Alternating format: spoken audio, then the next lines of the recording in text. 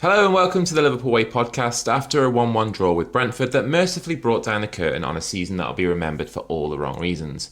The game itself took a back seat on an afternoon of goodbyes as Anfield paid tribute to a pair of irreplaceable legends in Andy Robertson and Mo Salah, while also paying a belated tribute to former skipper Jordan Henderson. Who knows who else we've seen the last of today too. Salah laid on a goal for Curtis Jones at the Kop end before taking his final bow, but the Reds couldn't hold on to the lead and the Europe-chasing Bees could have won it at the end as Arne Slot's side withered again.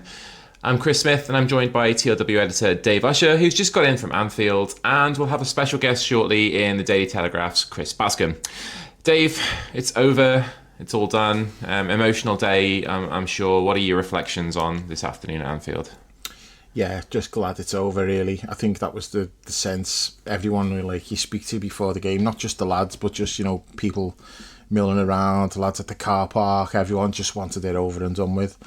Which, it's sad in a way, because you're wishing away Salah and Robertson's last game as well. Yeah. But, that's inevitable. They were going, we knew they were going, we knew that was going to be emotional, but it's like, I just want this over with now. And it just felt like that. I mean, the game was... we had 10 minutes of stoppage time and Brentford were desperately trying to win it, and I didn't realise it was because they thought they needed to win to get into Europe. I was looking at it going, look at these are desperate to win and we're just taking our time and that's wrong, but as it turned out they had good reason for that.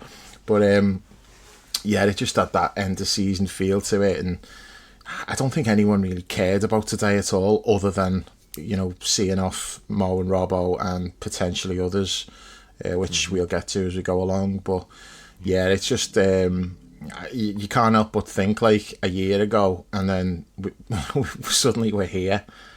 Yeah. In the space of 12 months, it's just gone so wrong. It's funny actually. Brownie messaged after the game, he went to the 12th man. Brownie was already fuming from the way. The cop was at the end and all that. He was like, well, you're making it look like everything's fine. It's not. he was proper on one, and then he goes to the 12th man and he said they started singing the Arne Slot song in there, and he said I was ready to just get on the table and start calling them all cunts. He said, but they went, he brought us number 20, then he lost the fucking plot, and he's like, okay, I'll stand down. So he's like, I'll let that go, that's okay. But yeah, it's just I know. I mean, if we'd have actually that late chance that Brentford had. It was a Coyote who headed it over the bar. Yeah, I thought it was, yeah. I mean, if he scores that's 20 losses on the season. I was going to just bounce into the pod singing he brought us number 20. Semi-left, But at least everyone was spared that by him missing. But that miss, my brother-in-law had messaged me before the game, and he's like, we need you to beat Brentford, United to beat Brighton, and if we beat Chelsea, we're in Europe. And I was like, mate, don't be relying on us for anything, because we stink. Yeah. But he didn't need us to beat them, as it turns out. But the draw We've was become fine. the Aston Villa. Yeah. Aston Villa, by the way, that's peak Aston Villa today. Yeah. if City were going for the league today and Villa needed to do something, they would not do anything. But when there's nothing riding on it, that is just peak Villa. Never rely on Villa ever.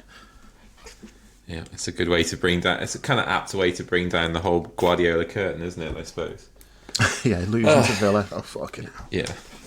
Gosh. All right. So, how was it in the ground? The sort of the emotions and that throughout the game. I can't imagine there was a dry eye in the place for either Mo or Andy or both of them. Yeah, and I'm really, really glad that Hendo got what he got as well. That was special, because it was loud. It was really, I think everyone just realised, okay, he never got this. Yeah. And we can talk about the way he left and all that, but none of that even matters anymore as far as I'm concerned. I've just got nothing but love in my heart for Jordan Henderson, and this year especially has brought that home. When you're thinking, how much do we miss him and Milner just around the place, with the culture and everything else, and so much stuff that's going on. You're like, well, that wouldn't happen on Enzo's watch. So it was really nice for him to get that today. I thought that was That was great. Kelleher got a great ovation as well before the game, and then when he went in front of the Kop for the start of the second half. But yeah, it's all about like Mo and Robbo, and they couldn't really ask for any more other than a win. But yeah, I was a little bit surprised initially when Mo got subbed, but it was obviously pre-planned. Mo knew he was coming off, and it is also noticeable he was on the left wing. So he had to come across the entire pitch, because if he's in his spot on the right wing, he's got a 10-yard walk to the touchline to come off. So he made sure. And I actually think, because the subs were ready to come on and it got delayed, and I actually think they delayed the sub to tell Mo, get over on the far side. Yeah, maybe. And then they made the substitution like after that, because he was ready to come on. There was a stoppage in play and it didn't happen, and then I think they got a corner or something, so they're not going to make the change then. And then the next time it goes out, Mo's over on the left wing, so he gets to do like the long walk and the guard of honour and all of that stuff. But it must have been pre-planned, because he knew he was coming off, and there was no, he didn't look pissed off about it or anything like that. I think it was all agreed beforehand, because he's only just back from a hamstring injury. He's probably not up to doing 90 minutes. The fact that he's even back at all from that, most players would not have been back. Like a hamstring is like minimum 3 to 4 weeks, sometimes 4 to 6 weeks, and he's like a freak of nature in that regard. If anyone's going to get back early, it's him, and he did. He said he'd be back before Brentford, and he was, because he was on the bench last week. He came on, and then he's played 70 minutes or something today. Yeah. And then obviously Robbo then makes way and he gets his ovation. Do you know what? I don't think anyone's really talking about it, but the final substitution, when initially I thought, oh look, he's just being nice here and he's letting Joe Gomez come on because it's probably Joe Gomez's last game. And then I was like, hang on, is this about Kanate? Is this giving Kanate his moment because he's going? Who knows? I suppose time will tell. But it was a bit of a strange substitution to make. It didn't seem necessary in 89th minute or whatever, and you're making a sub, you're bringing off Kanate for Gomez. Maybe it's a bit of both. It was let Gomez get on and get one final appearance, right? Or it was give Kanate his flowers. I don't know. But I mean, the Joe Gomez thing, he almost left 2 years ago. The swap deal with Anthony Gordon, not a swap deal, but it was PSR stuff, wasn't it? He was going to go to Newcastle. Anthony Gordon was coming here. That falls through. Gomez stays. Last year, he's ready to go to Milan, but Mark Gay falls through. So Joe's got 1 year left. I'm wondering what transfer are we going to fuck up this summer for him, where he ends up staying. Yeah. If it is the case and he goes, kind of what a underrated servant he's been over the last sort of decade or so, really. He dates back to Brendan, doesn't he? Wasn't it 2013 or something we brought him in? So, just the injuries have stopped him from being what he should have been. I mean, he's really popular. Everyone loves him. By all accounts, he's the nicest fella you'll ever meet. And he's really good player, humble as well. It seems. Yeah, really good player, but his body just is letting him down, which we've seen that with a number of players. Really, the bodies just don't seem to be able to handle the rigours of top flight football and that. It's a shame, but I think we have seen the last of Joe Gomez today. I'd be surprised if he doesn't leave. Did you get a sense from any of the post-match stuff? Was anybody waving goodbye? Was anybody sort of indicating that this was the this was the end for them? We saw Curtis not really celebrate his goal. I'm not sure whether that was because he thought it was offside or what. That was weird, wasn't it? Ali. Yeah, the goal celebration was really weird.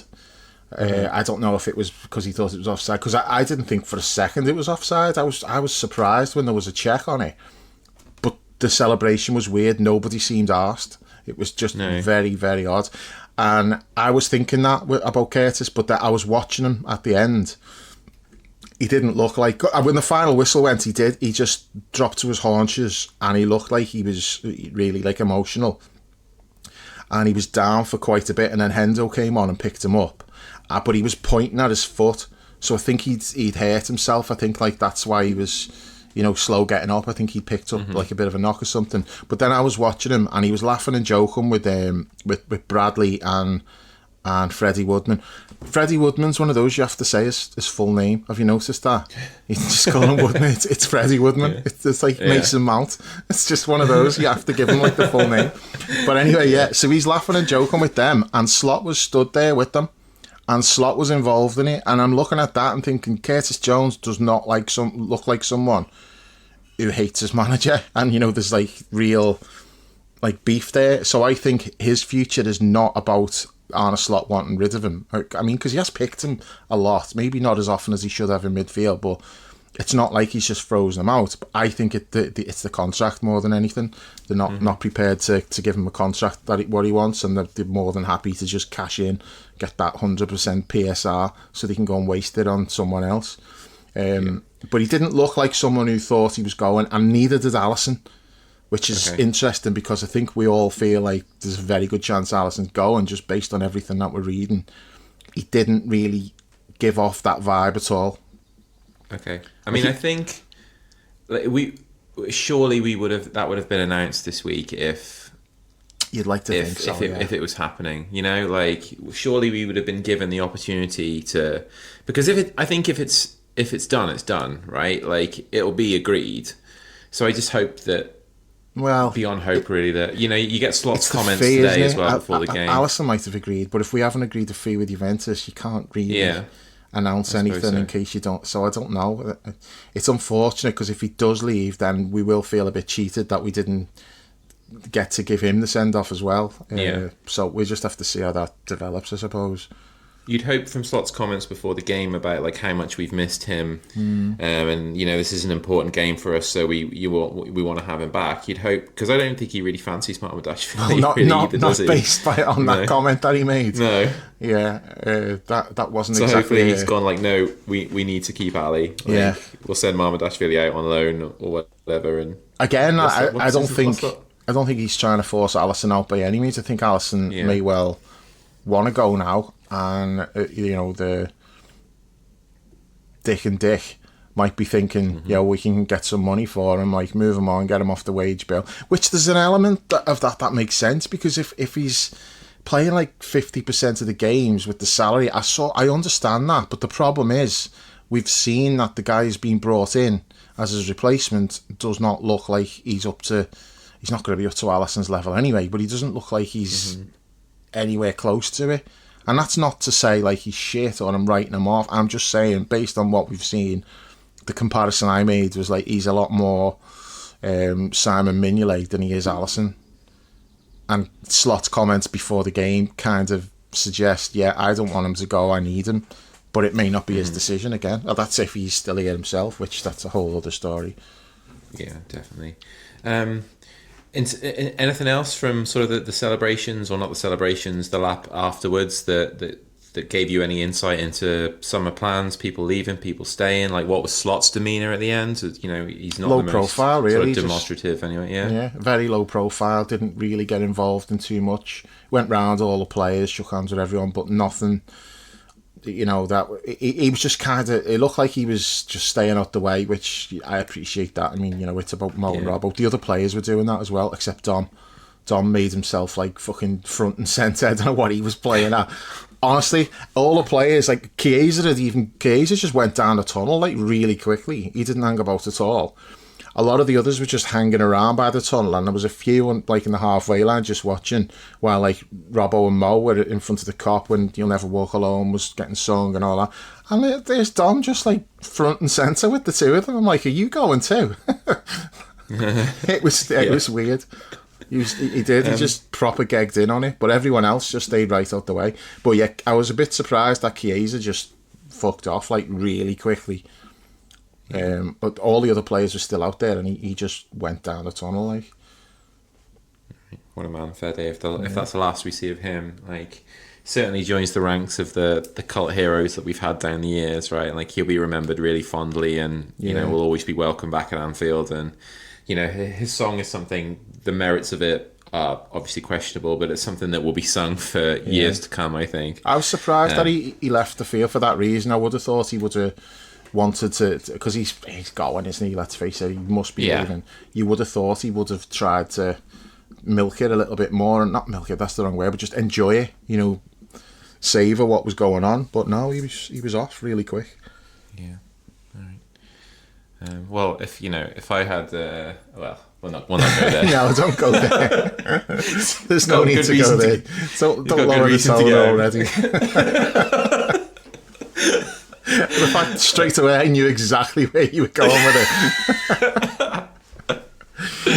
Yeah, but, you can't feel too sorry for him with his lack of game time. Yeah. But I wanted to ask you as well, because I know this is something that bummed you out. Before the final whistle, the rendition of Three Little Birds. Oh my God. Is audible on the cop, and I know that sort of irked you a little bit, because a little bit. There's not really a sense that the lyrics are true this time, right? Okay, first and foremost, I hate that song anyway. And I said to someone before today, I was like, the only consolation about being shit is I don't have to have Three Little Birds ruining like me trophy buzz. Just completely killing me trophy buzz. And like that comes on, I'm like, oh, for fuck's sake, I can't stand it. I think it's shit. I don't like it. I don't see the point in it. I don't know where it came from, why it's getting sung. I don't get any of that. I don't get Bob Marley.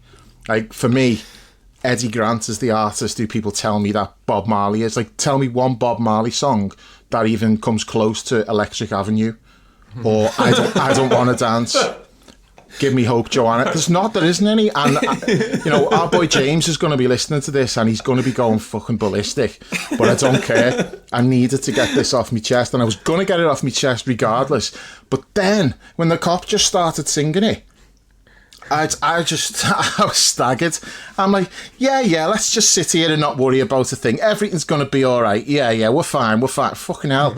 Bunch of ostriches. We're not fine. We are far from fine. All this talk that, like, they're just going to roll it back again next year with, like, Slot, Hughes, Edwards, and they've all only got 12 months left on the contract, and letting it, no.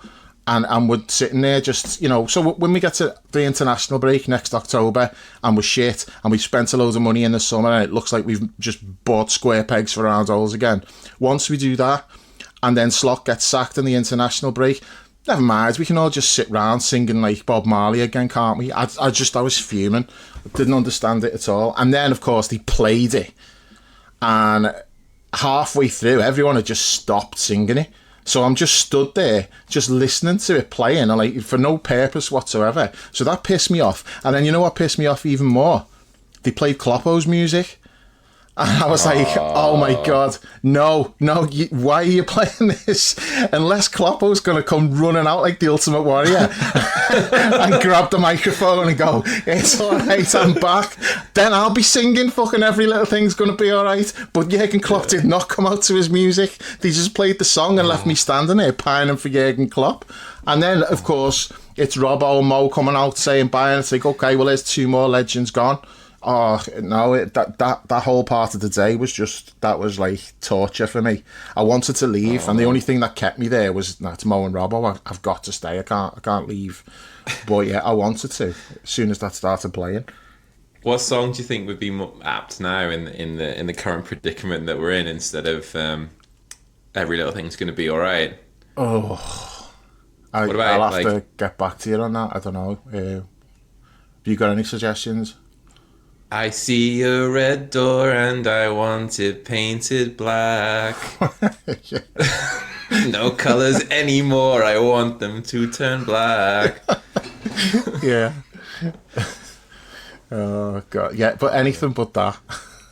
Alright, fair enough.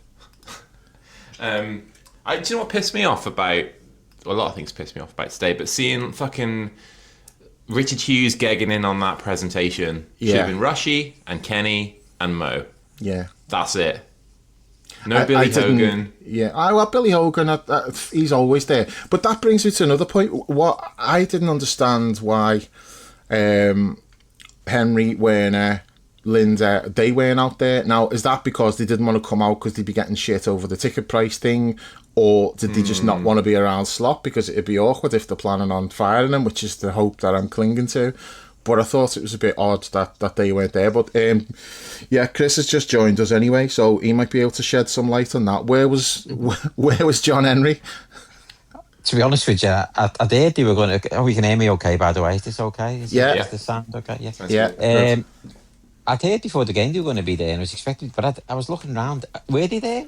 I didn't. I couldn't see. No. So if they were there, I mean, when I was looking, I saw all the directors and that take their seats before the game. I didn't actually see John Henry, so maybe they weren't there. I don't know. I mean, in another time and place when I was working diligently covering Liverpool, I might have needed to know that information, but I was there Yeah, in my new freelance capacity today and didn't have any writing to do. I was there purely for research purposes of this podcast, as you well know. So on that note, anything interesting come out of the press conference afterwards? Well, it was quite a quiet one. I think everybody had gone down to the interview area for the players to try and see if Mr. Salah was going to stop. I think he'd made a promise that he was going to. I don't know whether he did. I have to say, because I was in the manager's press conference. I was quite interested really to see what the manager was going to come out and say. Head coach. It was quite short. Yes, okay, yeah, head coach. Yeah. It was quite a short one. I think he's only asked 3 questions actually. He was going to get up and leave actually after the first question, but then another couple of people threw one at him. The main gist of it was, I think the thing he wanted to say at the very end, he said he'd sum up the season as injury. It was one of injuries, which I'm sure will be debated. And, there's a bit of a tribute to how the crowd obviously gave the great send-off. Obviously, I haven't been listening to you. I've just joined your chat, so I don't know what you've been saying for the last 30 minutes, but obviously it was... We've been getting all of our gripes off our chest, so it could be a bit more civilised when you come on, Chris. Yeah, well, yeah. So, I thought it was quite tastefully handled, actually, the whole goodbyes. I mean, I am finding a lot of these long goodbyes now. I mean, look, these have been 2 great servants, so these are at the higher upper echelons of the goodbye scale. But I think if I ever see another one of those Sky programmes where they're sat in front of a big screen and everyone just tells them how wonderful they are, I think it's going to be Virgil. Well, yeah, he's going to deserve it as well. To contradict, but I think it does become a bit of a long goodbye now, doesn't it? It sort of almost becomes like, are we going to now have all these choreographed long goodbyes where people are going to start announcing in March that they're not going to renew their contracts, and then we're just going to have a series of gushing, tributes. I mean, I quite like the idea of the spontaneous goodbyes, bit of spontaneity from the crowd, where it's not so choreographed. I think they're always the best ones, where it really feels a bit more heartfelt. But I mean, obviously, having said that, I thought today actually was quite well done. Yeah. Certainly, I think we all had our opinions of the way the Jürgen one was choreographed at the time, didn't we? And thought he probably deserved a bit better, but there you go. Yeah, I think it was well done, other than you'd have missed it, but I spent like 10 minutes absolutely laying into Bob Marley and Three Little Birds because I can't stand that, but that's another story. We've done it, we've covered it, so you'll have to listen back to that. Okay. But I do think it was well done. But there's just a few things that, like I mentioned about, I thought it was a bit odd that FSG, other than Billy Hogan, they were not on the pitch. And I don't know what to make of that. I'm clinging to the hope that it's just that they didn't want to be around Slot because they're going to sack him, and it would have been awkward to try to be all like friendly with him and that, and then tomorrow comes and like the giving him his walking papers. But it could just be that they're like, no, the pitch is not for us because we might get booed. Yeah, would you have got booed? I don't know. I don't know. I mean, I thought it would be very harsh if he did get booed. If that was on their minds, I don't know. But I mean, I think if first, I know we know. Unfortunately, Habit's at this online world a lot, and I think some of the more extremist views. I'm not particularly sure that within the ground there's a real anti-owners feeling. I'd be surprised. I think it would be very unfair that if there more was. just because of the ticket price thing, really. Yeah. Oh, yeah. Well, yeah. But I suppose that's coming to a bit of a resolution now, hasn't it? I think. But I thought it was quite interesting that Slot didn't join the players when they walked round. Again, I think that was possibly very diplomatic of him not to sort of want to be part of that. I mean, it wasn't the kind of normal lap of appreciation, as they now call it. Was it? Did they walk round like that? They did, yeah. I didn't really see. They just they were just milling about in the middle of the pitch when mostly it was. Yeah, they walked. I think one of the staff sort of said they should maybe walk whilst Andy Robertson and Mo Salah walked towards the Cop. They walk towards the Anfield Road end. It wasn't like a proper full lap. It's kind of, the kind of lap I'd probably now do if somebody asked me to do a lap, where he's cutting corners. Just go around the centre circle, really. Yeah. I thought he's also kept this. I think he knows he's in a very, very awkward situation. I mean, I wouldn't sort of say he's in precarious at the moment, because I think everything we're hearing is clearly he is going to get another chance. But I think, that chance is going to be, he's in a very awkward situation. It's going to have to be such a massive improvement at the start of next season. And I think he obviously must realise that. And he's obviously, I think, some of the comments, I mean, I say I've not been in a lot. I've not been into that's the first press conference today I've been in since December. So he did strike me as a little bit different, actually, just as somebody who's not been, there as it's, really got worse, some of the performances since December. But again, that may have just been the circumstance. It was a bit odd that it was quite an empty press conference. There weren't many questions asked to him. But I think he must know, he's clever enough to know that, on the presumption he is going to still be the manager. And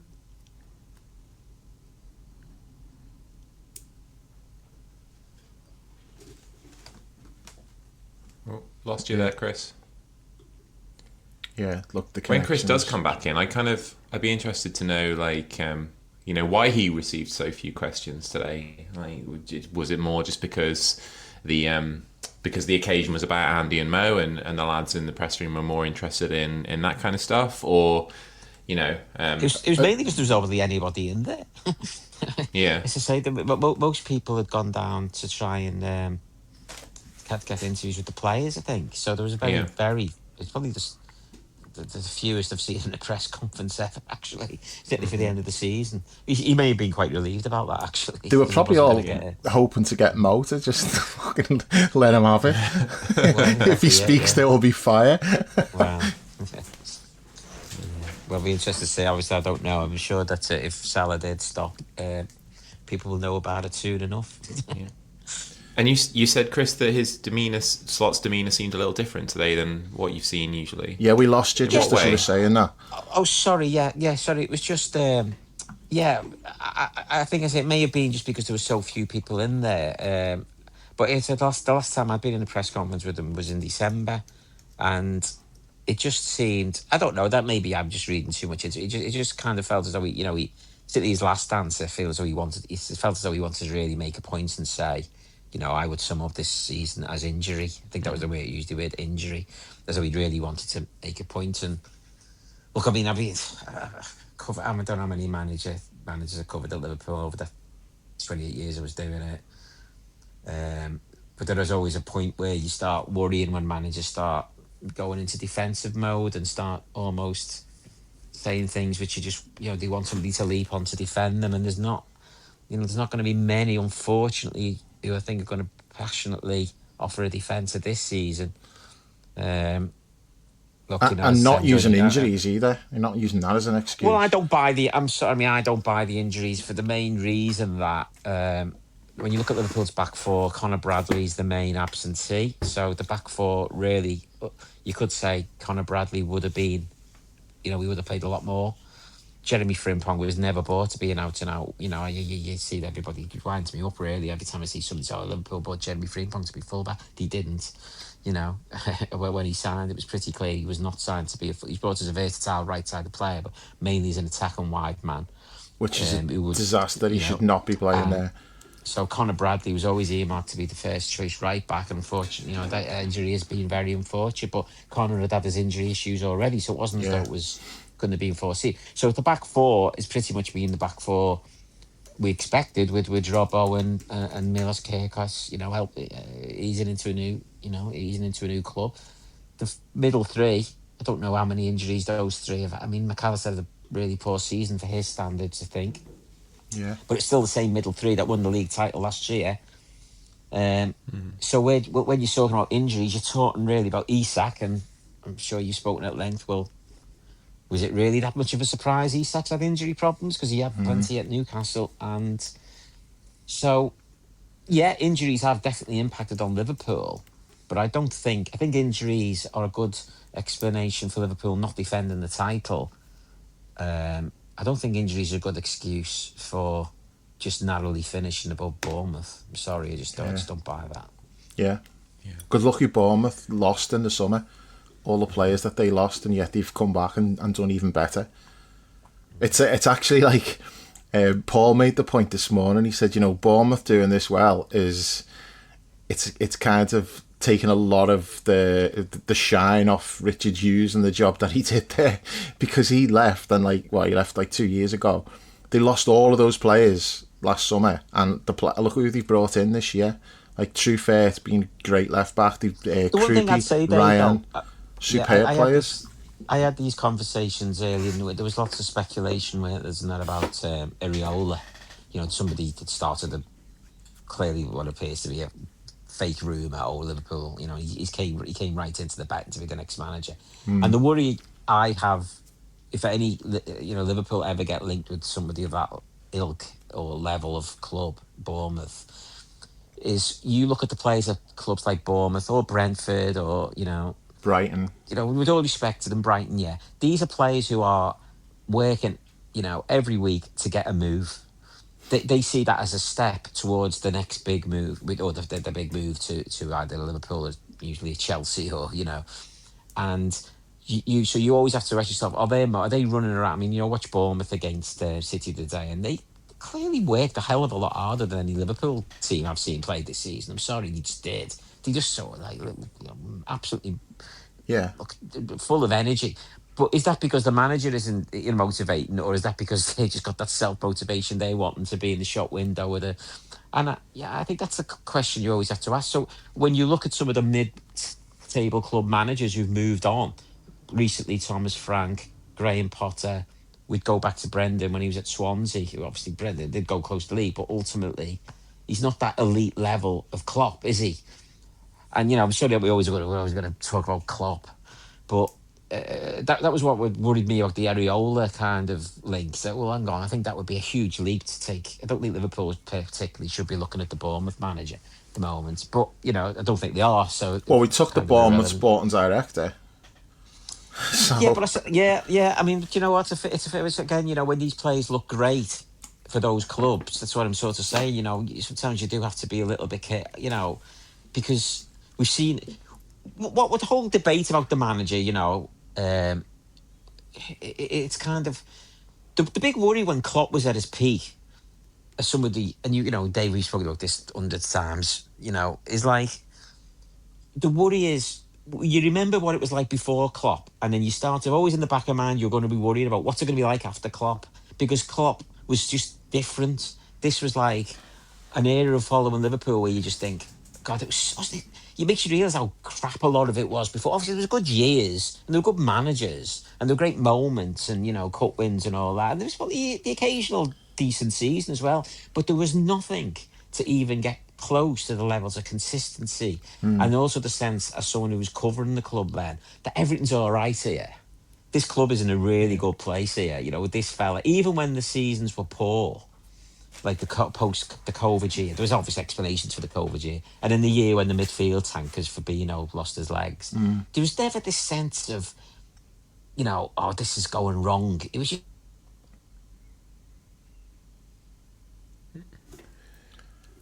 We lost Chris again? I think he's using Stu Monty's laptop. Yeah. It's an interesting point that he makes, though, isn't it, about the whether we should be targeting the Bournemouth manager, because, and we'll ask Chris this when he comes back in, but, this idea that where do Liverpool go to recruit a manager then? Like, do you only shop at that very elite level? Do you only shop at that Enrique, I hate to say it, Guardiola level, but do you only go for the managers that have already ascended to the very top of the tree? Because there are even fewer of them around that you deem suitable. Or do you take a chance on a guy like Iraola and hope that he's one of the ones that rises from the pack and, goes on to be a great manager? Because a big club is going to at some point. And if he is going to be the man, then you kind of want to be that club that that gets him, right? Like before he goes to one of your rivals or he goes to somebody a little bit further down the trough, that kind of elevates them, and then they become someone you're, competing with more regularly as well. So it's, it's a difficult needle to thread. But yeah, it is a good point that Chris makes about so many of those that have impressed at that level and overperformed with mid-tier or below clubs that have kind of struggled when they've been promoted and given a big job. Sorry, yeah, we lost you again there. Yeah, sorry, I think I lost you there again. Where was I up to in that little rant I was on? The idea I was that in full flow there. You've been off about the a idea minute. that it was okay when Okay. you stopped at the idea that stuff was like, even during the bad seasons under Klopp, there was the sense that everything was still okay within the club. Yeah, definitely. Yeah, because there was always this idea of what the football was they were going to play. They may not have been executing it properly when the midfield lost their legs. But you knew what they were trying to do, and everyone could just. It was a very easy debate. They just need the midfielders who can play Klopp's football. And the problem with this year, I feel, has been almost nobody really knows what the kind of football is supposed to be. It hasn't been the high pressing machine of the early years of Klopp, and it hasn't been the controlled aggression of the peak years of Klopp. So there was always that worry what was going to happen. Once Klopp's not there, and it's obviously last year was that such a wonderful season where they win the league, but it's almost like it's been a delayed kind of dip. And as I say, I just kind of think at a club like Liverpool, you had such a big beast of a manager, and it's like, where are those managers anymore? Because people say, "Oh, get rid of the manager," but it's like, well, who for? Now there was an obvious candidate when Alonso was available. Everyone was romantically and could see that, but that ship sailed. So the only ones you look at, you go, well, okay, there's a fella at PSG who'd be crazy to leave PSG at the moment. Why would he do that? He's got potentially could win the Champions League for the next 5 years. And there's the fella on his villa in Mallorca who, can they go and convince him to come back for a couple of years and win those trophies he should have won when Guardiola was stopping him? But other than that, it's almost like, well, give. Clearly, it looks like they're going to say, well, give Slot another go, and then just let's have one last burst, and let's just see if he can fix it. And but he's only got a year left on his contract, so it's. I think it is a very difficult situation at the moment. I don't really know. They've got a lot of thinking to do to solve it. They've got a lot of problems to solve, I think. And Chris, I want to pick up on a point that you made there about him saying that the season is down to, well, he would define the season by the injuries, but also the point you make about not really being able to discern what the football's about. Like, the injury, the one shouldn't prevent the other. Like, even if there's injuries in the squad, we should still be able to see that there's like logical ideas and a style of play that they're attempting to do. Sure, you may not be able to execute it to the level that you've planned because of the absence of the talent to ensure that's the case. But it doesn't mean that we should be coming out of Anfield or watching on TV, wherever you watch the game, with no idea of what the plan was, or no idea about any sort of identity or attacking patterns of play or defensive solidarity, or anything like that. I think that's where the argument that there are mitigating factors falls down drastically, because there are so many other questions about things like style and commitment and energy and all that kind of stuff. Well, yeah, I can only agree with you. I mean, that's clearly where the frustration has started to grow, because I think people have got to this sort of level at different points of the season, haven't they? I mean, I know that a lot of people were very early on. In fact, probably going back to the end of last season, there was people were starting to mutter a little bit, certainly after the Wembley performance. Yeah. Slot himself as well, by the way. Let's not forget that he's always said, "No, I don't like this. This is not what how I want to play." I know. So he's always said that himself. It's not like we're moaning about the style of play without just cause. The manager himself is saying he doesn't like it. Yeah, and I think, you see, the thing that I always got, it sounds like it's such a cliche now, I've probably just repeated myself a lot. I always go back to Klopp's first match. And, we had been served dross, hadn't we, for a long time, The whole, Brendan's penultimate season, it just got progressively worse. And then he starts that season, and Liverpool just looked such a shadow of a team. There was just nothing about it. Brendan was going through every formation in the UEFA manual to try and fix it, and it just wasn't happening. And then you go away to Spurs, And it was just all about the way they, it was Adam Lallana was the big symbol, wasn't it? Yeah. Coming off, falling into the manager's arms. And it was like a great Spurs team at that time. Well, great, but, for them, great. By But, Spurs standards, yeah. yeah, it was a Spurs team that was going for the title that year should have probably won it, Leicester won it. With good players, and Liverpool just didn't play great football with the ball, but it was just that was fundamentals. I mean, you could see, you could go away from. I was that game at White Hart Lane. You go away. Well, you can see something here already, And Adam Lallana had been signed as this almost, in the post Suarez era, as like the guy who's going to be almost the kind of, the Neto kind of.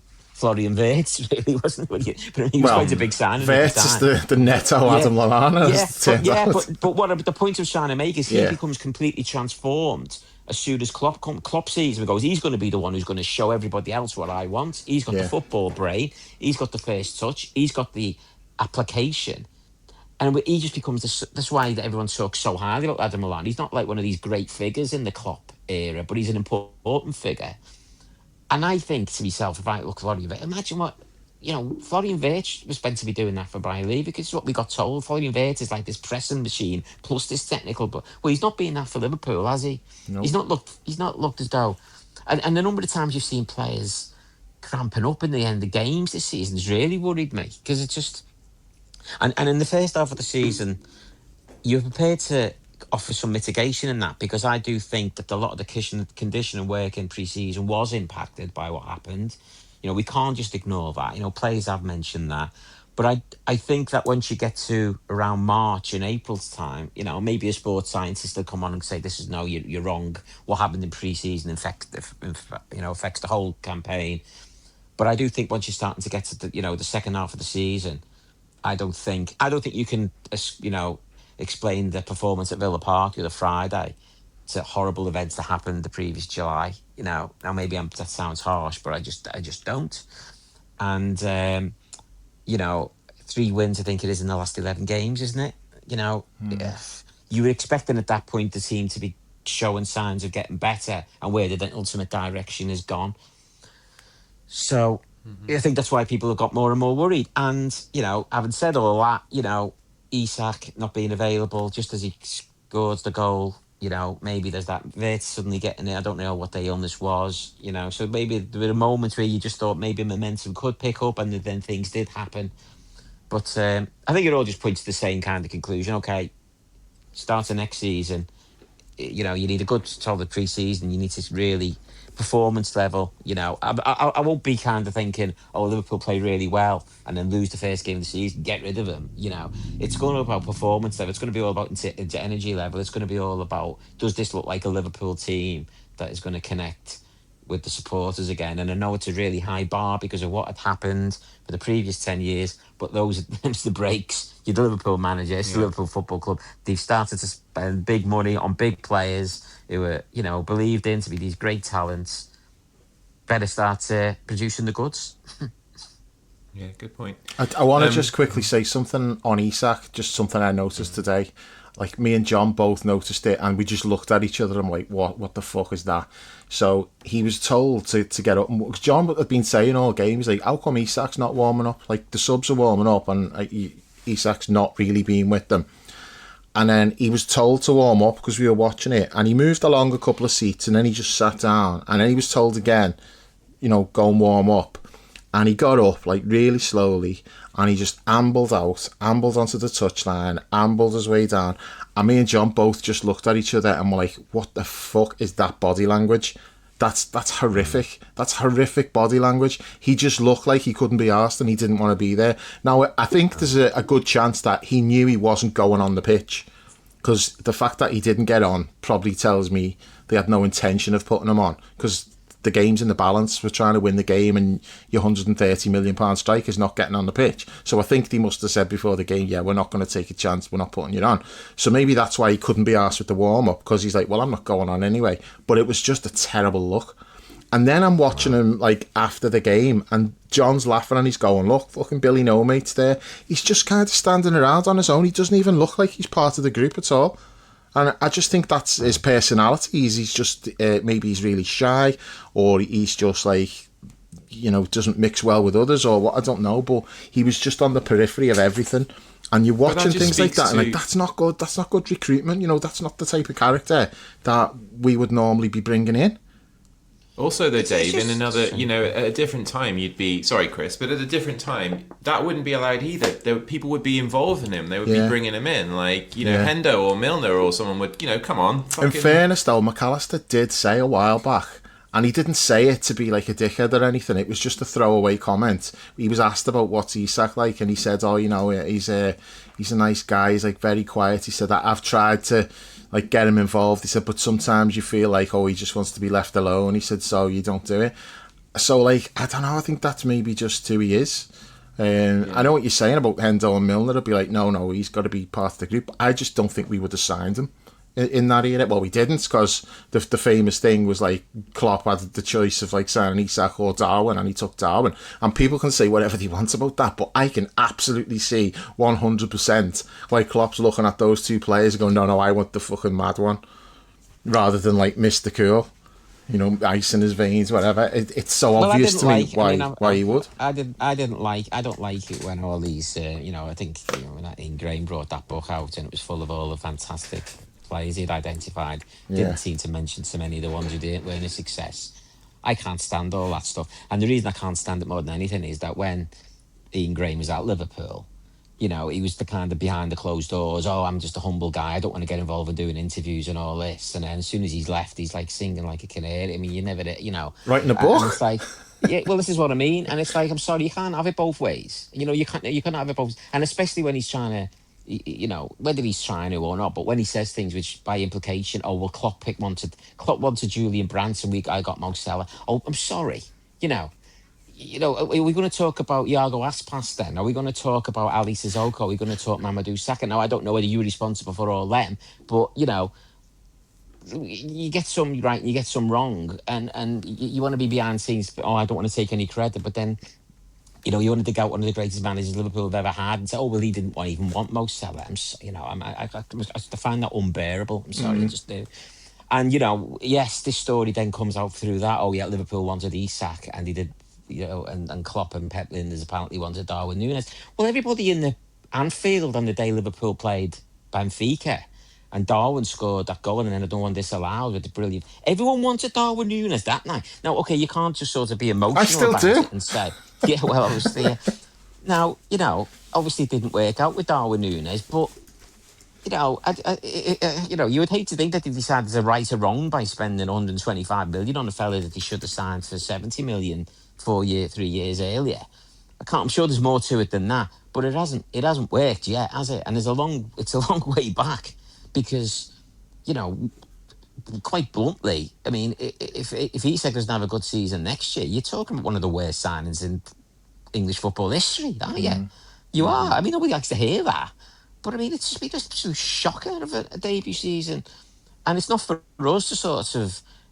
Certainly not me as a journalist. It's like, well, yeah, but this. I'm so, you basically you're making a judgment based on the value, his salary, and what his output is. And at the moment, it's dreadful. You're not going to get any sympathy for what happened to Fernando Torres when he went to Chelsea. So why should there be any sympathy at the moment for how it's going for Isak at Liverpool? He's got a lot to do. I hope he has a great World Cup, and I hope he comes back flying, and I hope he scores 10 goals in his first 12 games next season, and then. Can do loads of interviews saying, isn't it terrible? Everyone was doubting me, that fueled me fire and all that kind of stuff that they all like to do when they play the victim. So there we go. You'd hope that next season as well, there's a sort of a plan to maybe utilise the number 9s in the team a little bit more as well. Jacob Murphy, right now there isn't. There's your salary placement. Yeah. Again, Liverpool being a team that's thrived for so long with the kind of the false 9, and then there was a move towards the traditional number 9. But who's gonna supply the it's okay having Johnny Aldridge up front as long as you've got John Barnes and Peter Beardsley giving them the ball, haven't you? Which is obviously what Wirtz was meant to be doing. But we'll see how that goes. So I want to talk about Wirtz for a second, because this is funny. So at half time today, I go downstairs and Jules is in the main stand today. So met up with Jules, and I'm talking to him, and then it just pops into my head out of nowhere, and it suddenly hit me, and I was like, hang on, where the fuck's Vert? He was such an afterthought. I didn't even notice that he wasn't in the team. I never gave it a thought. I had the same thing, mate. It's weird. I thought the same thing. £110 million.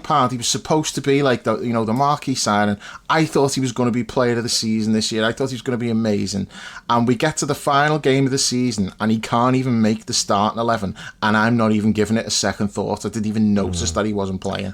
Well, there's so much symbolism today, isn't there? First of all, there's the starting lineup that's got none of the new signings from not new anymore, and none of the signings from last summer in it. Didn't even notice that, but yeah. And then it could have been the symbolic passing over, couldn't it, of the baton if it scores that at the very end. It could have all been, so Mo Salah departs and there's the winning goal, and it just hasn't happened again. Well, that move as well, Chris. That was Kirkes, Frimpong.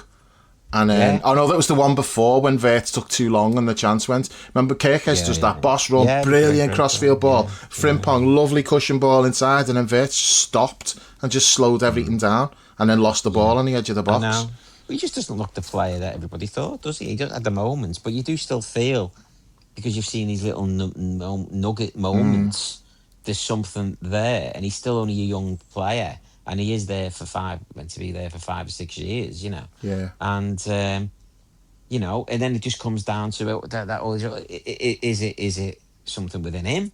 Or is it the coaching? Is it the team setup? Is it everything? Is it a bit of everything? But again, if you're going to sort of look at it as a whole and review the season, which they're going to do clearly, and say, look, okay, these are the reasons we've decided it's all fixable. Just need get a couple of players in and don't have any more injuries. Well, okay, judgment then will have to be cast at the start, first few months of next season, because it's not going to be able to last. Not going to be able to carry on playing the kind of football they've been playing in this season until December. Have to be realistic about it. That's just not going to be tolerated, is it? And there was an article written by one of my colleagues last week which seemed to imply that, the worry was that the negativity from the fans might be the problem. What? I'm sorry. That's a good one, that. So that's kind of almost like, if it goes wrong from here, it's the fans' fault for not letting us stick to the plan. No, it's not. I think actually the supporters been remarkably patient, actually, because I think the social media one, you forget about them. I'm sorry, I do. A lot of them sort of, they're all listening, but the real gauge is, you can always tell that there's always a moment where those are really the educated supporters who've seen what's going on, kind of tips over onto the edge, really. And any suggestion that the negativity is what's going to start causing problems. It's taken long. A lot of people, as I say, goes back to last March. It's not really it wasn't just a Chelsea game, So it was only the Chelsea game when they started booing. That was when people really wanted to publicly say enough of this, It took people a long time to get there. Even if in relative terms, it still feels like this modern age of football, everyone's being more impatient than they used to be. Well, they are, but part of the problem is when you've won the league last year and the dip is so big. I think in any era there would have been questions about why that's happened so drastically. Yeah. Is there anything, like, I'll start with you, Dave. Is there anything at all we can kind of cling to at the moment? Like, this is promising. If this continues in the right way, we might be onto something. Just sort of anything really that gives you a sense that moving into I've got nothing. I've been thinking about this for weeks. I cannot clutch at any straw. I don't see anything that's a building block where they go, okay, well, that's good. We're not good defensively. Virgil's maybe got one more year left.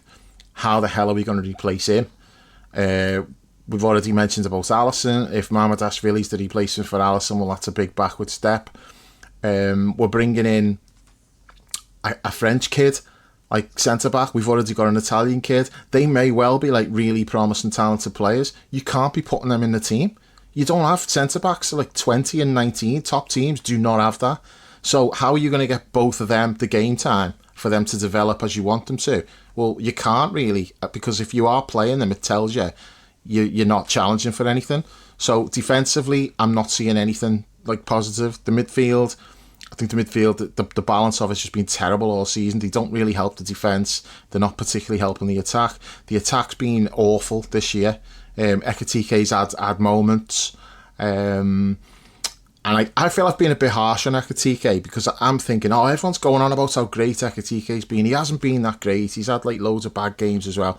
But the more I think about it, and me of all people, I'm the one who says about this is not a number 9 friendly team. So for him to have done what he's done, I feel like he's done that in spite of the setup that he's playing in. So I'm giving him more credit than I have been given. I think like I owe him a bit of an apology. You can't even point to him anyway. No, he's a because non-factor for the next 12 months. Probably. We're probably not. We may see him like at the back end of the season, but even then, is he going to come back and immediately be what he was before? It's such a bad injury that he's got. It's like that's maybe the worst injury you can get now, because ACL used to be the worst, but the way like medical science is now, that's not that big a deal. You can come back from that as good as new. Achilles, that is like the worst one that you can get. There's no guarantee that he's going to even come back the same player he was. So I can't look at him as like, oh well, that's something to be positive about. Well, no, because he's not going to be here. And I don't see it. Mo's going, Robbo's going. I think the culture at the club is just badly lacking. Like, I don't even want to go down that road too much because we could be here all night talking about that. I think the culture stinks compared to how it was.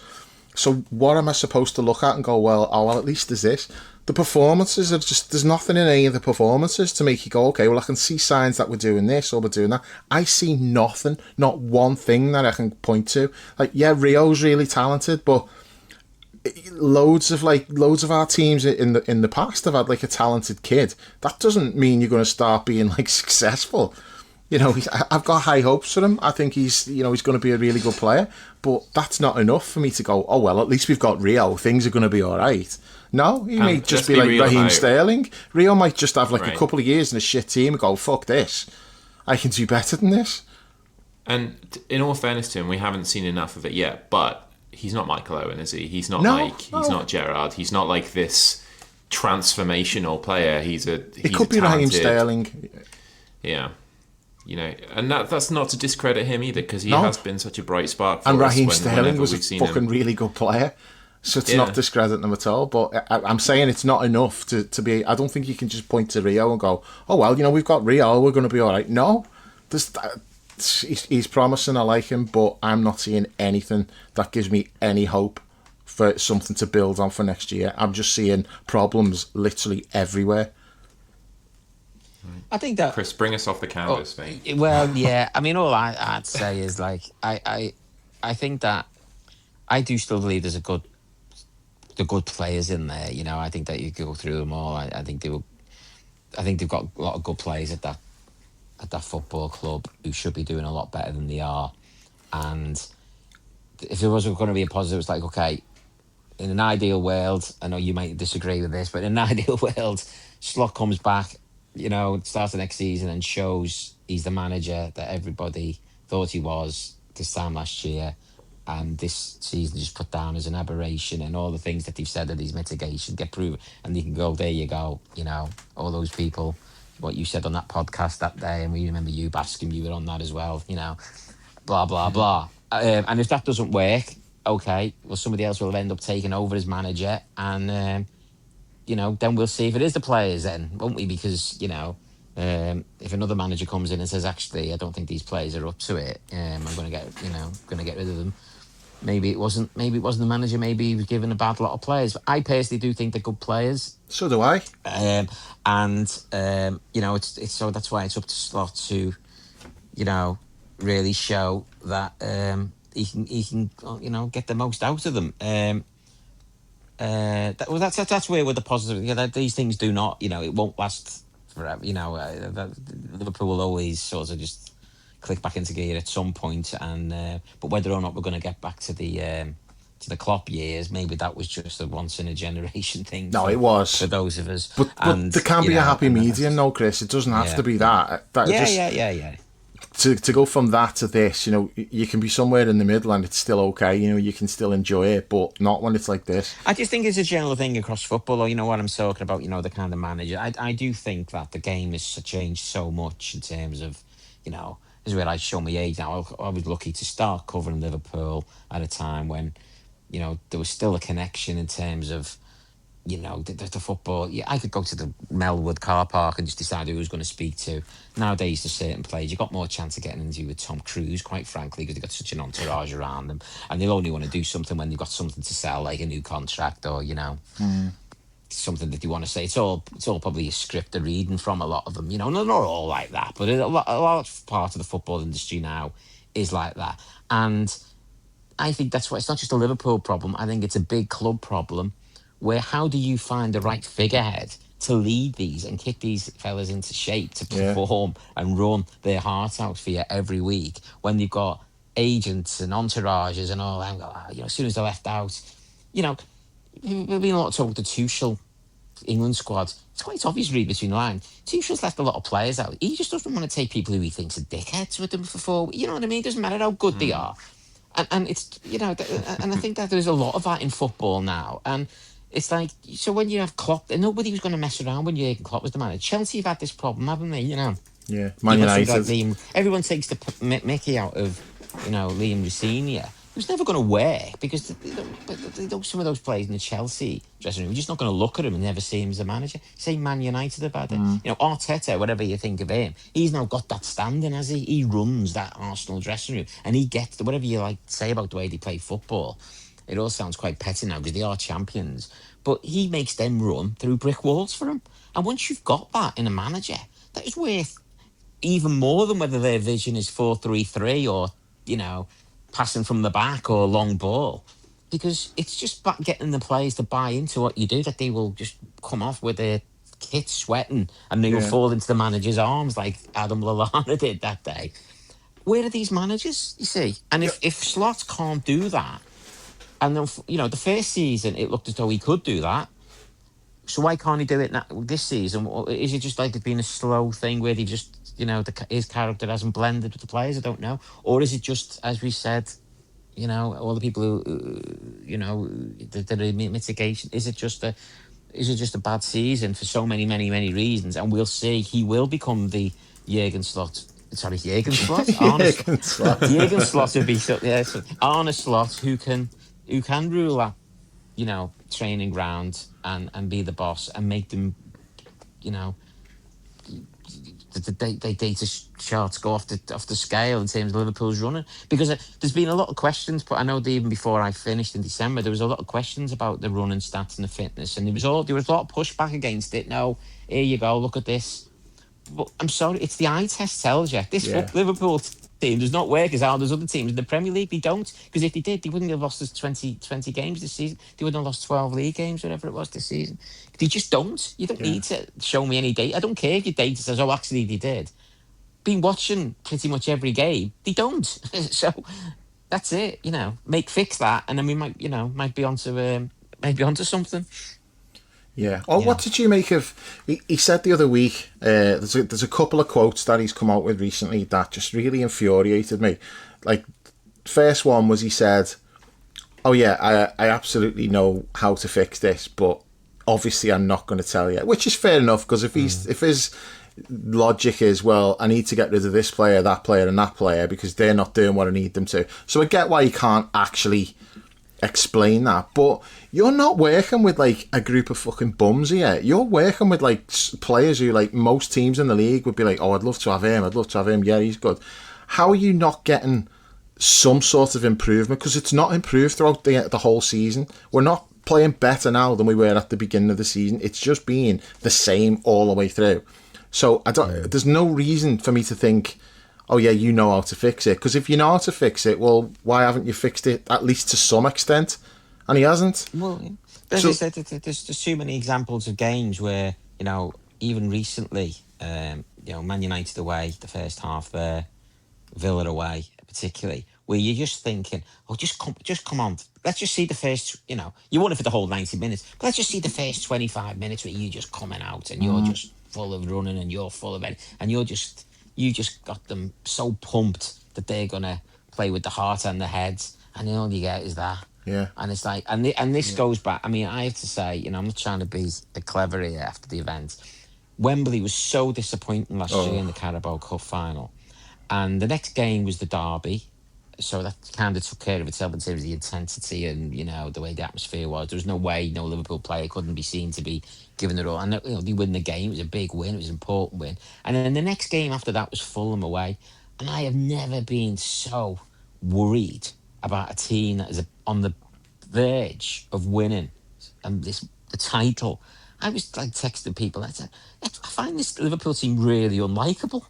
I don't know what it is. It's like, how could they go and stink the place out at Wembley and then 2 weeks later go back to London and perform like that when they only need, at that point, 2 or 3 more wins and they're going to be champions? It's like, what? Something's not quite, But of course, in the midst of winning the league, that's going to sound like properly, Yeah. We were the same on here. kind of take, and it's not something I wrote. It's not something. So I don't know. Actually, I may have. If I was writing anything critical, it would have been very kind of, would have had plenty of, cherry on it. I wouldn't have been overly critical, but then about to win the league. But that, there were little things last year at the end of last season which you thought, I'm not sure. I've seen a lot more likeable Liverpool teams not win the league than this one that is going to win the league. And then, obviously this year's gone the way it's gone, and they become, as a team, much more unlikable as the season went on. Mm-hmm. Some pretty horrible performances.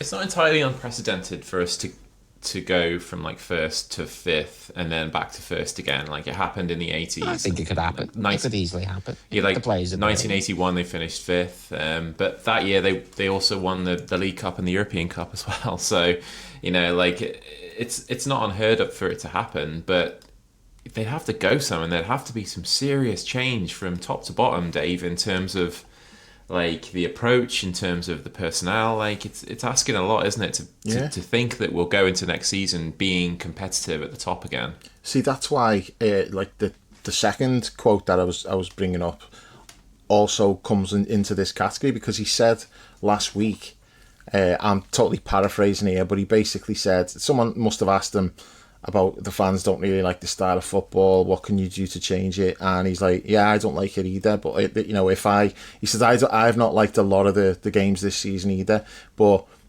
if I get the team playing in a way that I like, the fans will like that. So he's basically saying he sees the game the same way we do. He wants the same type of football that we want. Well, you say that, but we're not. Why don't we see it? Well, maybe look, as I say, you're not speaking to me now as someone who's been there every couple of days, because since December, because I don't do that anymore. So he may have offered insights, and he may have certain frustrations which he feels have sort of handcuffed him a little bit to sort of do. Now, I have to say, if we're going to come back in July and we're going to see a kind of new angry Arne Slot, I'll buy into that. If it's going to be somebody, right, okay, different now, like I was sort of alluding to before, I'm going to do it and take it a different way. I've kind of been the nice Dutch fella for the year, and then I've sort of had to be the defensive kind of in terms of questions coming at me fella, and now I know I'm in the last chance saloon. I'm going to do it differently, and I'm going to, it's completely tunnel vision my way now, and we're going to fix everything over the summer in terms of we were one out, who I'm getting in. Okay, maybe that will be the catalyst, and we'll see, if that works. But clearly something has to change. One thing that everyone's agree with it, and I want to be clear. I don't know what you've spoken about before I come on here. I don't want to feel as though I've joined the big, honest lots out of Liverpool podcast, because that's I'm not there. It'd be very unprofessional of me to start saying that. I do have very strong concerns at the moment about the club, in terms of about the team more than the club actually. If the club is sticking with Arne Slot, I think there has to be a change. There has to be massive changes in terms of what's happened this year and what's going to happen next year. It just has to be, because can't just carry on the same. Things need to be fixed, and I'm pretty sure that there are people at the club who would actually 100% agree with that. Actually, I think there would be people who would say, yeah, we know we need to address certain issues, and we're going to do it. And I do have trust in people who run the club. I do. I think they deserve that. I've worked, with sort of covering them long enough and had the pleasure to speak to a lot of them long enough. And I think they are some good people working at Liverpool. And I don't think they're stupid at all. I think they're quite clever. And, I still am in that camp that thinks they haven't really got, they haven't got a lot wrong at all. And whenever there's been a downward season, it has been fixed quite quickly. I mean, the year after the COVID year, Liverpool nearly won 4 trophies, didn't they? They were only 2 games away. And there was some pretty low points. But as we sort of alluded to earlier, because it was Klopp there, you always felt it was going to get better. I think this time a lot of supporters don't think it's going to get better unless the manager changes. Well, I think FSG clearly are probably going to test the water with that and go, okay, well, we still think that the guy is the guy. And we'll see where we are. How does their process work? So we hear they'll have their end of season review or whatever. Will that have already? Do they do their own review, or will this be? I think sometimes end of season review has been common. Certainly when I've used it, sometimes it's kind of almost been a euphemism for the manager getting sacked. I used it when you think when Kenny was in charge, it was kind of they got rid of Kamolian, and it was kind of there's going to be an end of season review, and you kind of knew that means he's not going to be the manager anymore. And I think a lot of times, I think when they say end of season review, it means the manager's in a bit of trouble. So I don't know whether anyone at Liverpool has actually used the phrase end of season review this time. But I mean, Liverpool are so big on the data, aren't they? I mean, that's always been the big thing. I mean, the one thing that has kind of confused me a little bit is, there's such people who are slaves to data. Something was written not so long back. They're not going to go for Alonso because he turned them down. Which he didn't, because he ruled himself out the process. It's like, well, that sounds like an emotional decision rather than a data one. If you don't mind me picking you up on that one, I mean, and if we're in the business of not taking people who turned you down, how did you go back for Mo Salah, by the way, because he went to Chelsea? Anyway, digress to get there. But yeah, I mean, they would normally look at the underlying numbers, and that was famously one of the reasons why Klopp got the job, because he had that bad season at Dortmund, or a bad run at Dortmund. I think he still qualified for Europe at the end of it, but everyone was saying, well, we actually got the performances and the numbers, they're performing above where the position is. I don't think anyone could say that looking at this season. I don't think anybody. I think this has been, I think in retaining slots, as we speak, we still presume is going to happen. They are putting a lot more in with their faith in him for what he's done last season, rather than anything they could have seen this season. I just don't see any. Well, if there was any numbers out there that would support the idea this was a bit like Klopp's dip at Dortmund, I think we'd have heard about it. I think somebody would have been fed them. So yeah, I mean, I suspect the end of season review, go back to it if you want to call it that, would be going back really since the start of pre-season. It would include everything: the horrific tragedy, the injuries, as you say, what's been going on at the training ground. Where did they overestimate whether or not Salah, was still going to be able to contribute at the level he wanted, stuff like that. Did they miscalculate what Isak's contribution was going to be? Did they underestimate how long it would take for Vert to settle?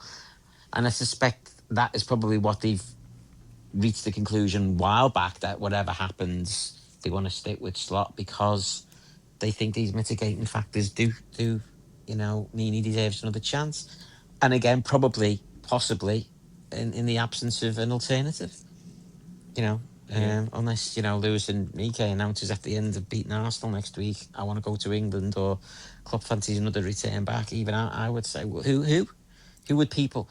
At this point, I'd take Jose Enrique and his little monkey mate from Safari Park. But no, it is a kind of obviously, if there was an announcement tomorrow, okay, Liverpool looked at it and decided, actually, no, we're not going to continue with Arne Slot. I don't call him Jurgen Slot. I know I've got Jurgen on my mind, haven't I? Arne Slot. We all have, Chris. A lot of people might say great, but then the next day it's like, okay, and who's taking over then?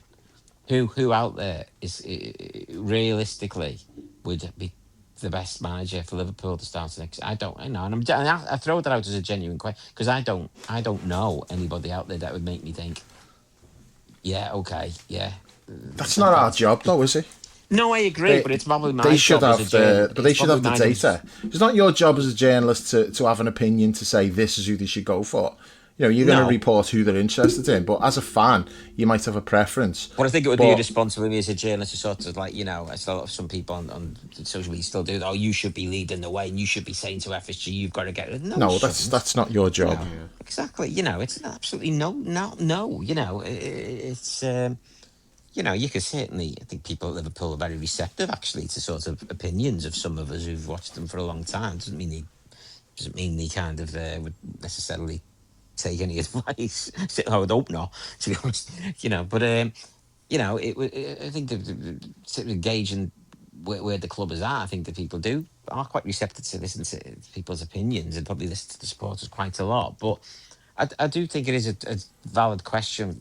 As I say, when you've had a week where people are starting to write up blogs about why Iriola would be perfect, it's like, oh, come on, who is out there who could come in straight away and make it all okay again. And as I say, for me, and I'm sure people will say there's loads of names, but for me, there's only two, and neither of them are realistic. I don't think at this particular moment in time. So, Enrique Chris, when you and say Klopp. that you feel yeah. when you feel that there's people at the club who are listening, do you think that's in terms of in Boston, or do you think that's in terms of the sporting directors? Because we seemingly have two of them now. Like, do you think those two are as receptive as maybe some of the lads Trying to over narrow the it pond down are? who I might speak to at Liverpool there, Chris. I don't No, know. no. Just No, do you?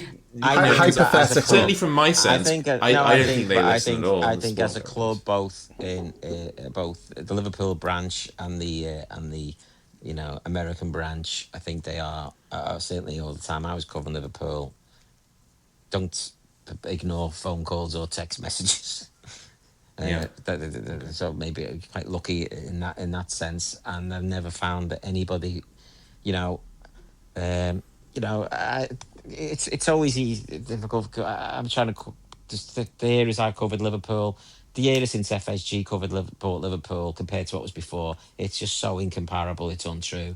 It is just so incomparable. It's untrue, and that's probably sometimes, it can maybe it can impact on your reporting a little bit too much because I'm always God, you think it's bad now. Honestly, it really isn't. It really isn't compared to what. And I'm not just talking about on-field performers. I'm talking about the image of Liverpool in 1998 when I started reporting on Liverpool compared to the reality of Liverpool where they were still waiting in Tina's guest house was so mind-blowingly, unbelievably distant.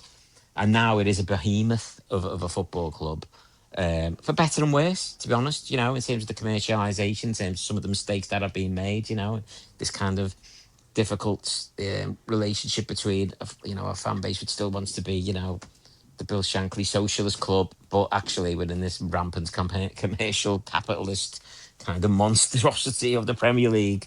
Blend those two things together. I think, genuinely, I think FSG have been very good owners, and I think if they were to announce tomorrow, for example, the club was for sale and you were leaving, I'd be worried. I'm thinking, well, what's Yeah. next then? Where'd you go from FSG back, to, who takes over next? It's 'Cause so I big think, now, though, Yeah. and yeah, the, it the, is, the, yeah. the price has gone through the roof. I don't think there's anyone Yeah, out there who can even afford to buy us anyway. Not like the whole club. Like United struggled because it ends up having to sell it like piecemeal because no one's going to come in and just buy the club outright because it's too much money. It's going to be like And the 4 next billion, ones, 5 the billion or next something, ones isn't it? could come in. The next ones could come in and go, right, you know what? This is what we paid for it. And by the way, ticket prices going up. And then when everyone starts, well, I'm going, we need you engaged. I'm like, we're not bothering with all that, And then they have to sort of be educated again into the culture of the club and all that. And they might be one, you've seen in plenty of other clubs. We're not interested in all that. We're just going to do our week. Your tickets is far too cheap, I think there are all kinds of pitfalls. Doesn't mean to say that FSG don't make mistakes or haven't had to learn lessons along the way. But whenever I see anybody really launching into them, and I just think, yeah, seriously, you do not know what you're talking about. You really don't. Um, but that's not to say individual decisions along the way. Football, and sort of sporting decisions, whether you should keep a manager or not, whether you should buy a player or not, whether you pay too much for a player, whether you let a player go. That's completely different. That's just part of the course, isn't it? Everyone's fair game. Yeah. Well, Dave, a lot of there's so much uncertainty at the moment. First of all, we don't know whether the manager for certain is going to stay. Certainly, all indications suggest that if they're hiring a new assistant coach to bring in for him, then he won't be going anywhere. Kind of like burst a few people's bubble this week, didn't it? The idea that, you know, if they're reinforcing the backroom staff, then that means he's here for the Who's duration. coming But in? we've also Sean got O'Driscoll. well, yeah. I'm not sure that appointment's been made yet. I think it might be imminent, but I don't know whether it's been made yet. But yeah. Who's getting Pascoe? Van Bronckhorst. Well, he's been linked with Feyenoord, hasn't he? Some sort of technical director role or something at Feyenoord, I don't know. But yeah, we've been down this road before. It just feels like history repeating itself. I was just going to ask you about sort of the contract situations with all three of those people who are running the club day to day, Slaughton, Hughes and Edwards.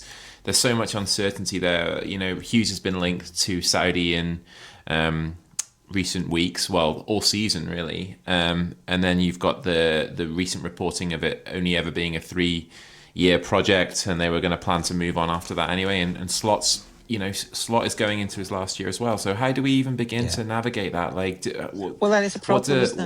That is a problem. I mean, every time I see kind of, you know, Richard Hughes linked with Saudi and all that, you kind of want somebody to just come out and say, "Is he going on? Stay, go, whatever, mate." Honestly, you know what I mean? You know, they do like to some of these. I think sometimes they like to put out there, you know, some of these interests as if there was going to be, you can't possibly leave. You know what? Liverpool will move on with or without some of these people. You know, if you're the best at your job and you want to work for Liverpool, great, stay and get it fixed. But yeah, I do think it is definitely not. I wouldn't, again, a year ago, but there was 2 years left on the deal. He could not possibly have thought a year down the line that all of them would be entering the final year with such uncertainty around. And I think it has been raised by a couple of the reporters. I noticed, and I kind of found myself nodding, and I would have written that piece about, you know, how can two fellas who are not going to be here as things stand beyond 1 year be so kind of empowered to decide whether the manager should be? Because if the manager fails again, they're going to leave it to somebody else to find it. It's almost like, it won't be our problem, will it? Well, you know. So it makes you think, well, they can't possibly.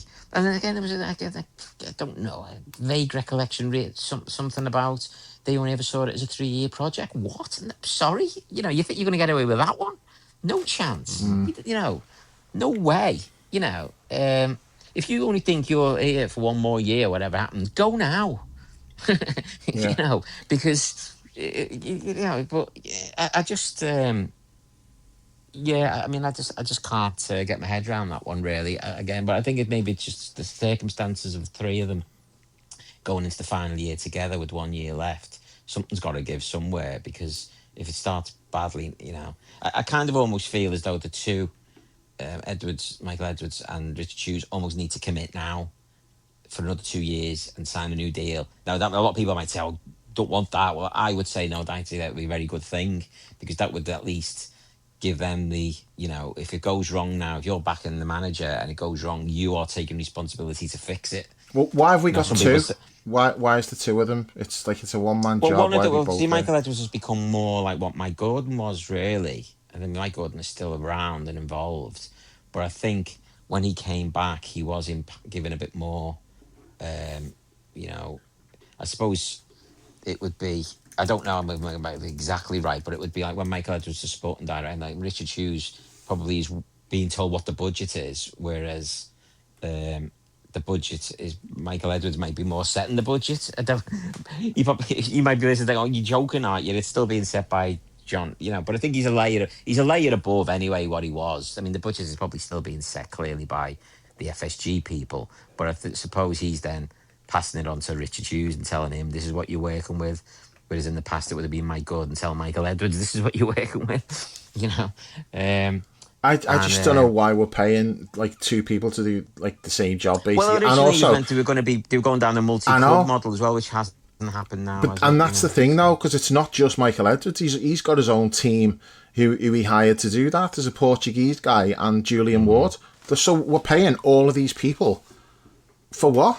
I'm saying we. I don't know whether Liverpool's paying them or FSG are paying them out of another funds or whatever. I don't know. That doesn't really matter. FSG, one way or another, are paying Michael Edwards like a big salary, and these other people.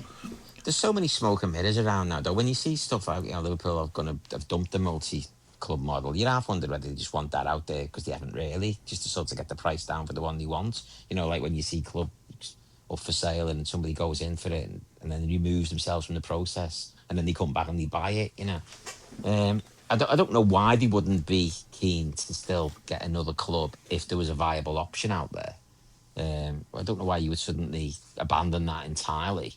But maybe they have, and if that is a source of frustration for Michael Edwards, or maybe he won't hang around. He could probably make more money as an agent. He's probably got so many contacts now, and probably spotted so many players over the years. But let him do it. But let him go and be Lazar Markovic's agent. But anyway, I do. I only mentioned him because you missed him out before when you were listening. Yeah, that was a big one you missed out. No, I know. I think all of them having a year left on the deal it isn't good, and I think it just increases the stakes and increases the pressure going into next year. If none of them have signed a new deal, I do think that in terms of stability wise, it would be better if you knew at least two of them were committed for a longer term than that, so that it's not just going to be a case of everybody. Liverpool left with no sporting director, no manager, no president or whatever he is at the moment. Now he's chief executive. Sorry, I don't think that would be I don't think that would make Liverpool in a better situation. Put it that way.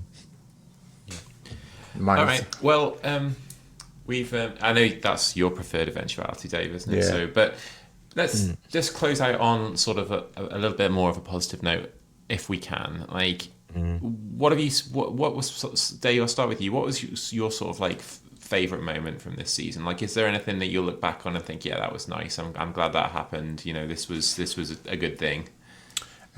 So I'll start with today.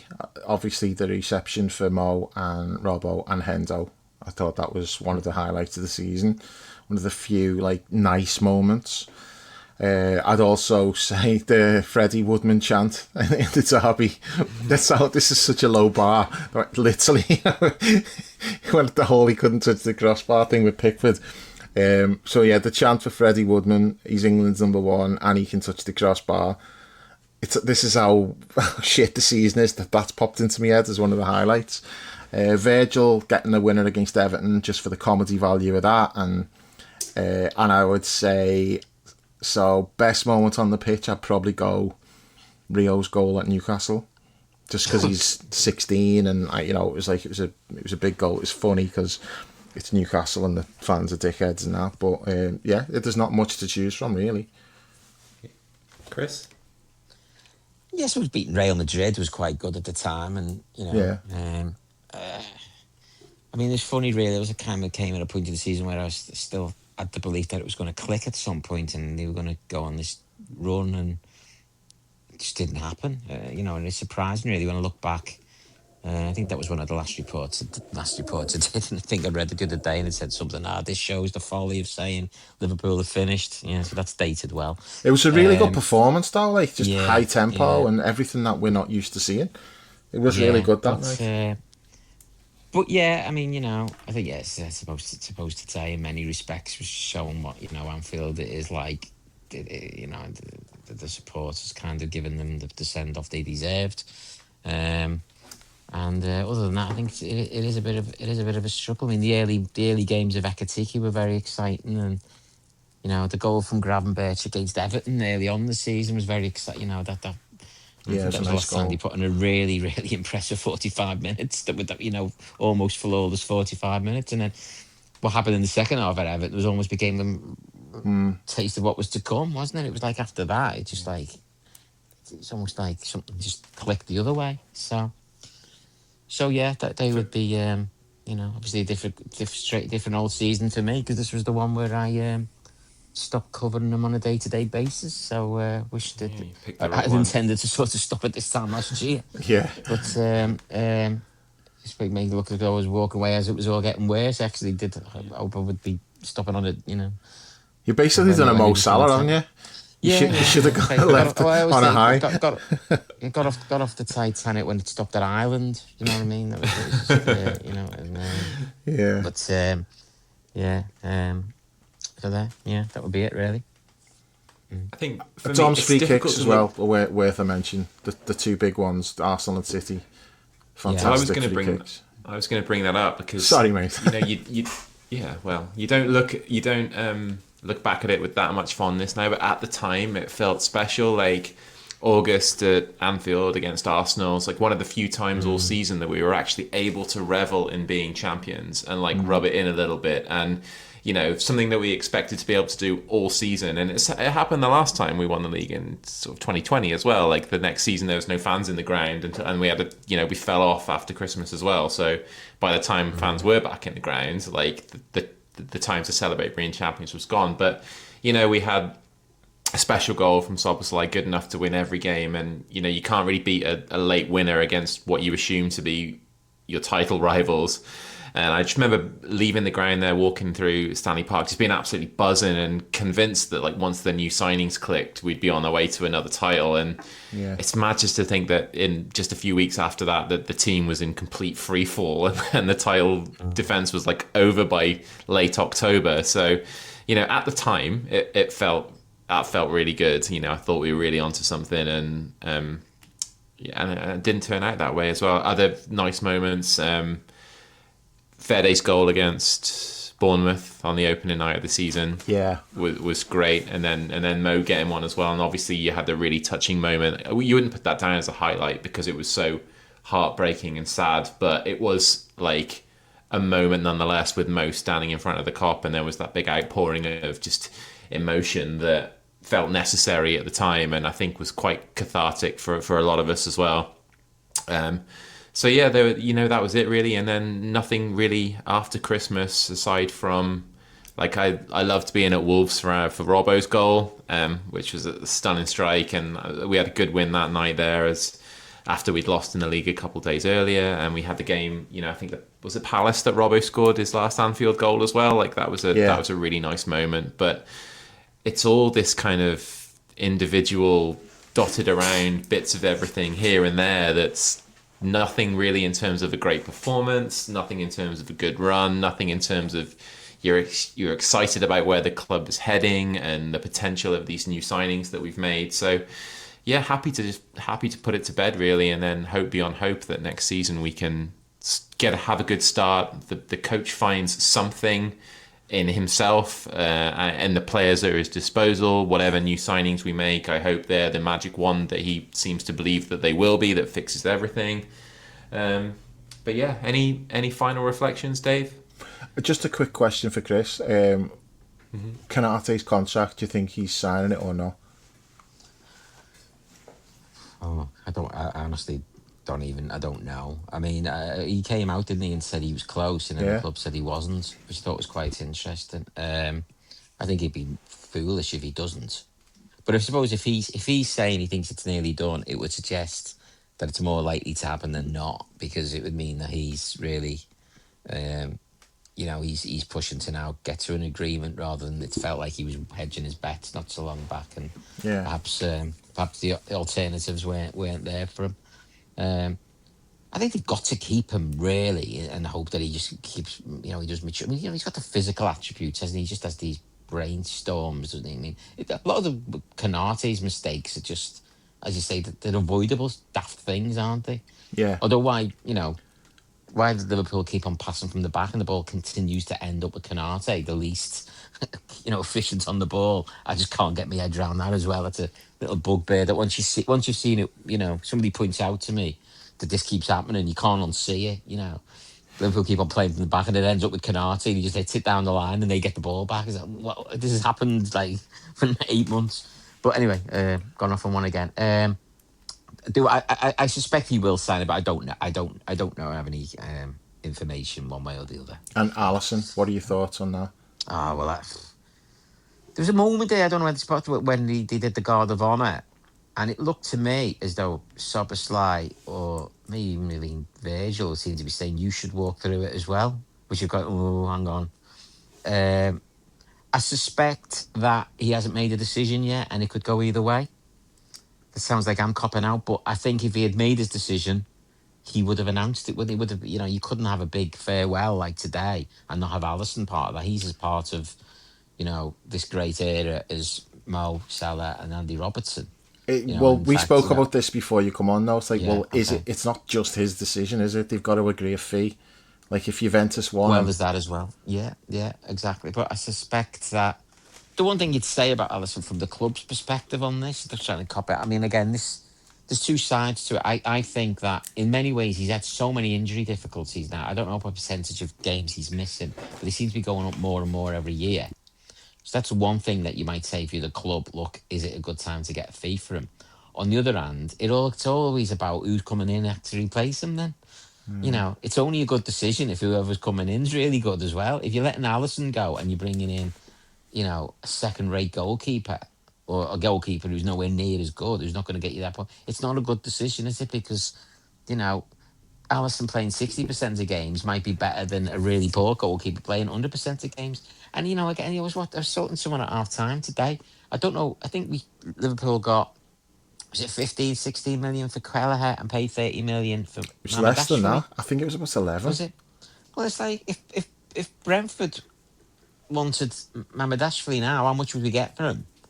And if Liverpool wanted to buy Kelleher, how much would Brentford ask? Yeah. It doesn't look like a very good decision at the moment. It looks to me as though Kelleher is a better goalkeeper than Mamadash. Now, I know there were reasons why Kelleher wanted to leave, but equally, it must have been pretty obvious to Kelleher that they never saw him at any stage taking over from Alisson and being Liverpool's number one. Yeah. And yet they saw Mamardashvili as being a potential successor for Alisson. Well, again, the jury's very much out on that, based on what we've seen so far, that Mamardashvili is going to be capable of replacing Alisson. Maybe in 12 months' time, after a year in English football, maybe he's just going to evolve and develop. But we've had these discussions so many times about players off slow starts. And I think, when these great players all came in after 2016, we realised that actually a lot of that is nonsense. Great players just come in and they're brilliant straight away. Mo Salah was, Sadio Mane was, Alisson was, Virgil van Dijk was, and some of them, needed longer to get into the team and establish themselves, like Fabinho and Andy Robertson. But once they were in the team, they were great as well. And we're going back to the era of, feels to me around the 2002 mark with, just give them a bit more time. Yeah. Give them a bit more, just give them a year. Everyone was compared to Robert Perez for a while, weren't they? It took them a year before they were great. And then they never became good. And I go, Thierry Henry was another one. Those of us with long memories have got the right to be cynical about these things. So, again, a very long answer to a question that I probably was hedging my bets on.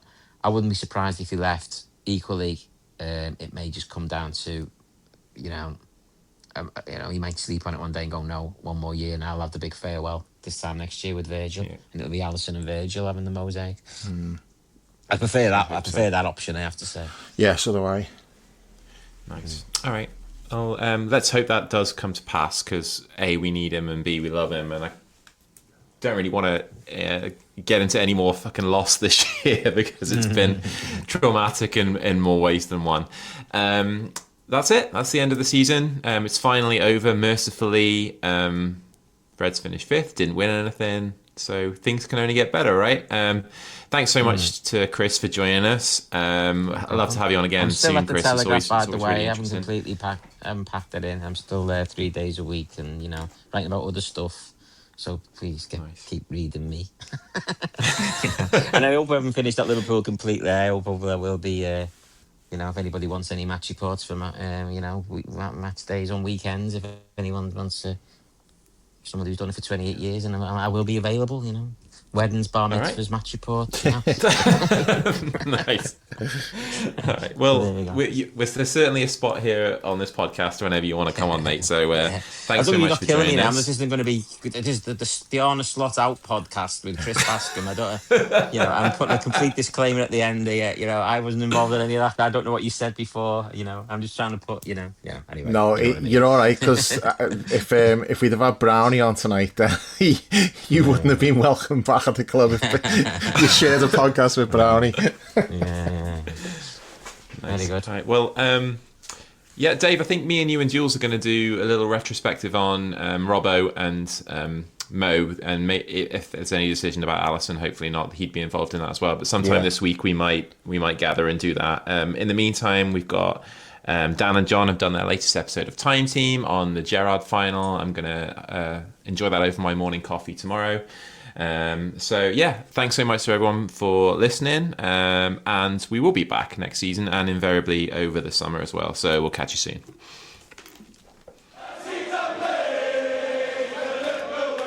We're gonna rock down to Electric Avenue, and then we'll take it higher. Oh, we're gonna rock down to Electric Avenue.